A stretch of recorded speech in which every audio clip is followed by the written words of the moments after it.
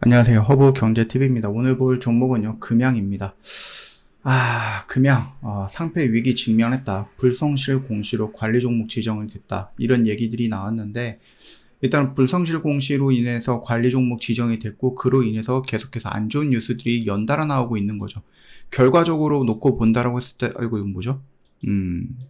결과적으로 놓고 본다라고 하면은, 여기가 기초가 잘 돼야 되는데, 그래서 요 기초 공사가 잘 돼야지 뭐 여기 위에다가 이렇게 집을 지을 수 있잖아요. 그래서 이 금양이라는 기초 공사를 해놓고 여기서 이제 집을 막 이렇게 짓고 있는데 뜬금없이 여기서 뭔가 흔들흔들거려. 그러다 바람이 훅 부고 태풍이 확 오니까 얘가 훅 하고 쓰러져 버렸네. 근데 이게 그냥 옆으로 이 공간이 많이 비어 있으면 그냥 얘가 그냥 여기에서 이렇게 쑥 떨어져서 옆에 있는 건물들을 건들지 않을 건데, 이게 촘촘하다 보니까 얘가 넘어지면서 옆에 있는 건물 툭 치고, 얘가 또 넘어지면서 옆에 있는 건물 툭 치고, 얘가 또 넘어지면서 옆에 있는 건물 툭 치다 보니, 지금 연달아서 이렇게 조금 안 좋은 사태들이 터지고 있는 거다라고 보시면 될 것 같아요. 더군다나 지금 시장도 좋은 모습은 아니에요. 이쪽은 이제 뭐 GTC라든지 해가지고 뭐 AI라든지 반도체라든지 이런 애들이 조금 버텨주다 보니 코스닥 꼴이 안 났는데, 코스닥 같은 경우는 어저께도 그렇고 오늘도 그렇고 좀 제약바이오라든지 아니면 방산 쪽에 하나 에어로스페이스죠. 안 좋은 얘기가 있다 보니까 시장은 조금 많이 밀려 내려갔고요. 특히 어저께라든지 오늘 같은 경우도 이제 최상목 대행인가요?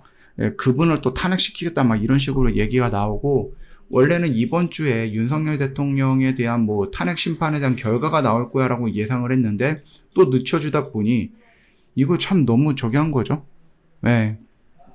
너무 이 정치 리스크가 끌려가는 거예요. 그러다 보니까 불안한 심리가 계속해서 작용이 되는 거죠. 윤석열 대통령 기각돼갖고 다시 대통령 자리에 앉으면 어떡해? 그러면은 이 비상계엄 때 참여했던 그 군인들도 다 윤석열 대통령이 내란죄가 없어지는 거니까 다른 사람들을 다 복귀하겠는데, 그러면 그들을 다시 이용을 해서 또다시 비상계엄을 해도 상관없겠네? 어차피 다음에 또 비상계엄으로 탄핵 못 시킬 수도 있고, 탄핵시킨다라고 해도 결국은 뭐예요? 또다시 기각이 될 수도 있는 거니까. 이렇게까지 대한민국의 상식이 있다라고 하면 그렇게 되지는 않겠지만, 뭐 어찌되었던 간에 시장은 그런 불안감을 좀 가지고 있는 거다라고 보시면 돼요. 그래서 조금 어려웠었던 한 주였다라고 보시면 되겠고, 다만 이제 우리가 이게 좀 걱정이 되는 부분은 이게 상패가 될 것인가라는 부분에 대한 거죠. 여러분들 그 상패에 대한 그 조건이 좀 있기는 한데요.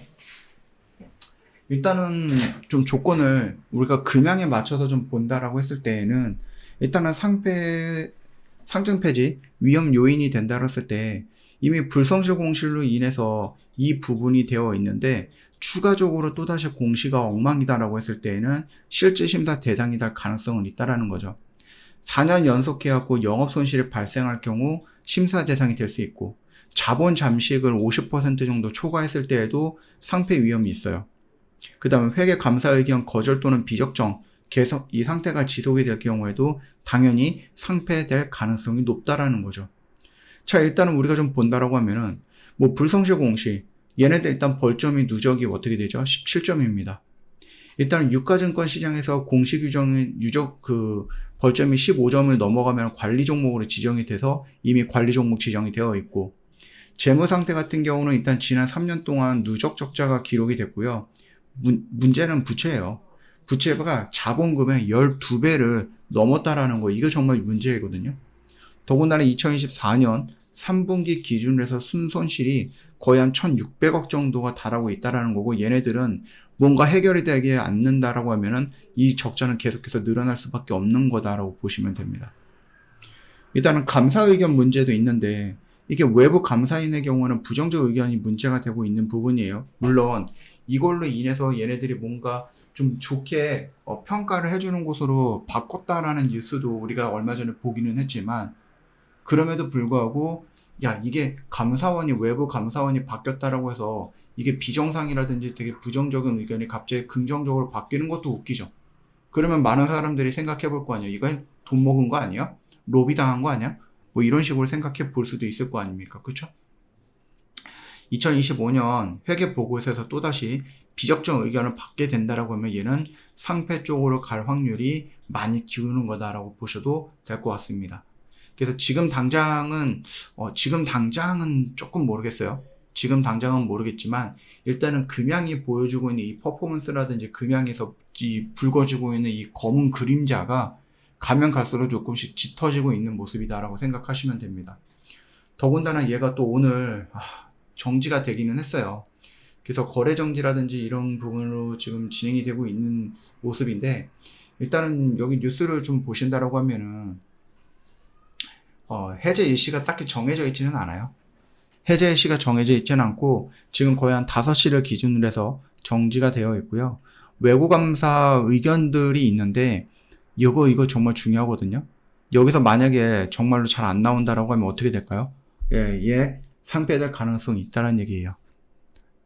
물론 이제 얘네들이 조금, 저번에도 제가 뉴스라든지 어떤 신문을 좀 보면서 말씀을 드렸듯이 이 외부 감사에 대한 그 회사를 바꿨다 그랬나? 뭐 이런 얘기가 있었죠. 그런 뉴스를 한번 우리가 보기는 했거든요. 그래서 요 외부 감사 의견에 대해서 우리 지금 정말로 좀 중요하게 좀 생각을 해 봐야 될 겁니다. 보시면은 금양 10년 연속해서 적정을 준 회계법인으로 감사인을 교체했다라는 뉴스가 나오기는 했거든요. 그래서 이거를 조금 볼 필요는 있고요.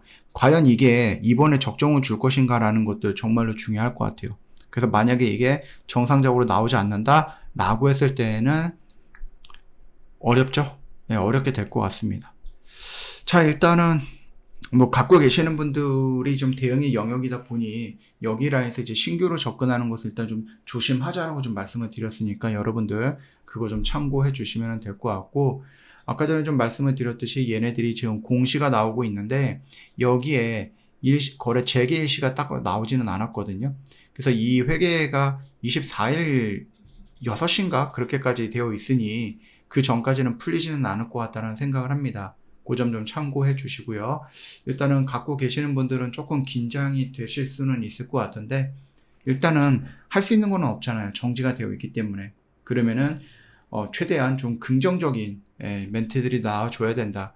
만약에 적정 이슈가 나온다라고 하면 얘는 갑자기 급등을 할 수는 있습니다. 그것만 이제 여러분들이 참고해 주시면 될 것 같아요.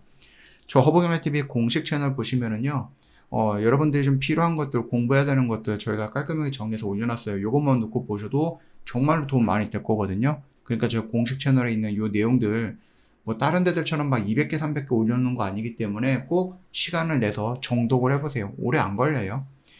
혹독한 겨울 혼자서 열심히 나느라 고생하셨다라고 좀 말씀을 드리겠고, 지금 뭐 밖에 나가면 굉장히 따스한 여름은 아니지만 봄이 왔더라고요. 그래서 이 추운 겨울 혼자 보내셨다라고 하시면은 이 따스한 봄은 저희 허브경제TV랑 한번 해보자라고 말씀을 드리고 마무리할게요. 오늘 하루도 고생 많으셨습니다.